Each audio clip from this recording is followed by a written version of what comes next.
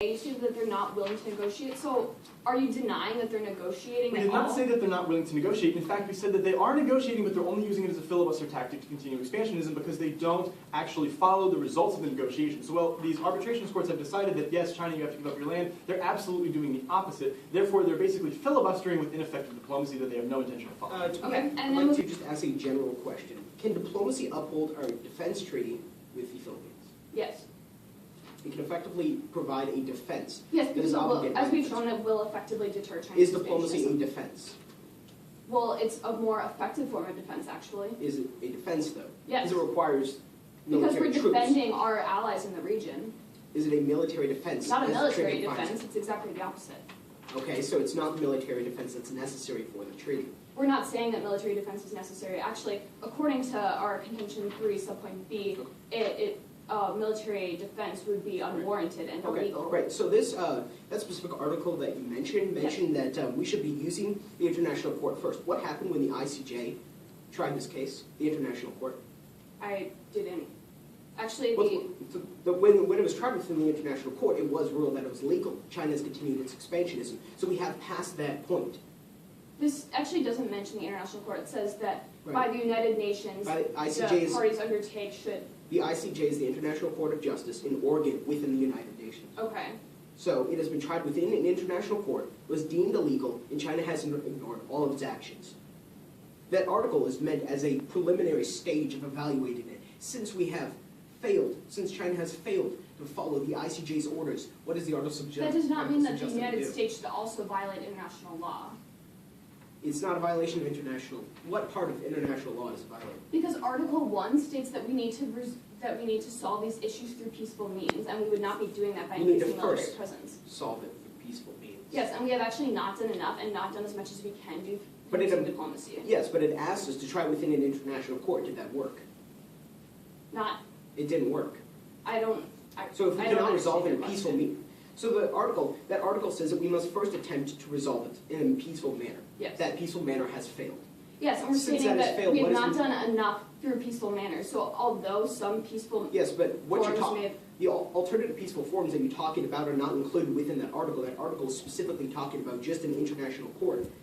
Once that article is failed, what happens within the mutual defense treaty? well, actually, what we're advocating for is exhausting diplomatic measures Yes. and then deciding if it's Right, appropriate that's to what increase that's military what you're presence. advocating for, but that's not what the defense treaty says. It says an international court must first try it. What happens when that article fails in the defense treaty? If this was not an effective solution, then we could decide if it was necessary to increase military presence. Thank you. Moving on to your contention 1 subpoint A, you talk about how there's an increased risk of conflict. You mentioned Bonnie Glaser, and she said there's an increased risk of conflict in that area. What area is she talking about? You're referring to Convention 1.A? Yes. Yes, so she's talking about the South China Sea.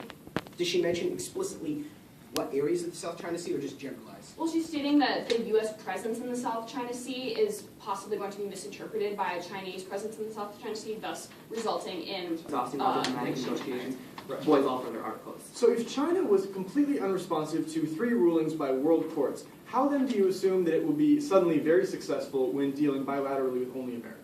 China was unresponsive because that actually wasn't a form of diplomacy. China didn't even attend the arbitration. Yes, but can you really advocate that a tribunal in which China was one of the 3 member speakers was not diplomacy? Yes, it wasn't diplomacy because So China you're wasn't even contending, there. You're contending now that trilateral discussions involving China It wasn't are not trilateral. diplomacy. It wasn't trilateral. It was unilateral by the Philippines. So wait a sec. So you're telling me that the tribunal, which involved 3 states, did not It include didn't more involve than China. one state? It was talking about China, but it didn't actually. Would you like involve to tell me which 3 were actually involved then?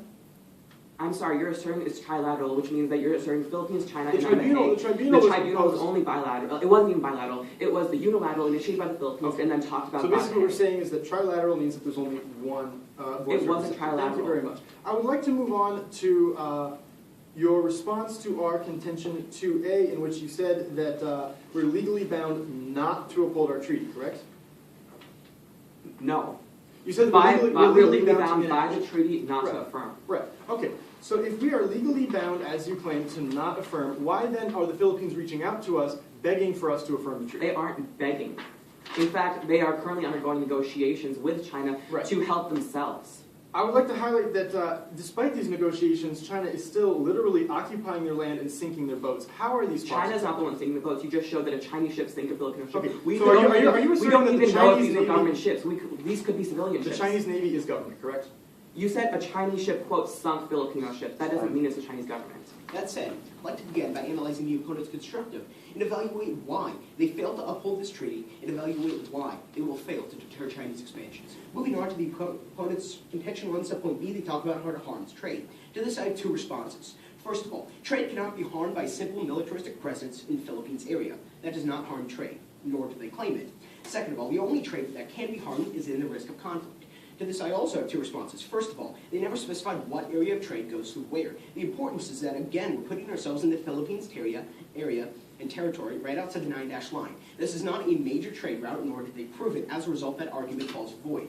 Secondly, they didn't prove that there would be conflict in general. All their conflict evidence was irrelevant, as it only suggested that if we put troops in the EEZ, there will be conflict. The reason why this is so imperative, and that I continue to stress it, is that China has said specifically that they will respond if their security is infringed upon. However, under their expansionism theory, to the annual report of Congress mentioned within our constructive, it said specifically they will avoid America at all costs within their expansionism. So there is no reason whatsoever for China to expand and attack the U.S. when the U.S. isn't in its territory or threatening its territory. As a result, the risk of conflict is very low, and thus, by extension, the risk of harming trade is very low. Moving on to the opponent's contention 2 subpoint B, they talk about how China is looking for peace. Grouping that with contention 2 subpoint C, when responding to diplomacy, today we've seen every single level of diplomacy, every single level of ruling has been ignored. China must follow the fundamental rules of diplomacy in order to even participate in its diplomacy. In the diplomacy that's happened so far, the annual report of Congress, again referencing the constructive, has said that China is using this diplomacy tactic to simply filibuster. If you note, it's important to note within the opponent's evidence, they said that China is willing to cooperate, not concede its land whatsoever. There was not one quote that said China will concede its land. It said it will cooperate. And it's been cooperating so far, and what's happened? China's claimed more and more land. It's a simple filibuster tactic. Moving on to the opponent's contention 3 subpoint A, they talk about how there's not really an armed attack. It is an armed attack. They've claimed the Spratly Islands territory ruled by the arbitrations court to be Philippines land. This falls under the article that establishes that any attack on island jurisdiction is an armed attack. Therefore, by definition, a complete military takeover of Philippines territory constitutes an armed attack. The biggest contention in the entirety of today's debate is contention 3 subpoint B. They talk about how this peaceful resolution. I want to clarify some misnomers in this debate. Article 1 says that we must resort to a peaceful resolution. Acknowledge that. Future article says we must build up the defense. A defense is not a non-peaceful solution. A defense is simply acting and adding to someone's territory and adding to someone's military such that they can defend themselves. This does not have any belligerent intentions whatsoever, and because we're placing the troops outside of their EEZ, we're not in any way causing or inciting conflict. So by definition, by building up the defense, we're adhering to the treaty and we're not infringing upon the peace, since none of our actions will in fact incite conflict from the Chinese military.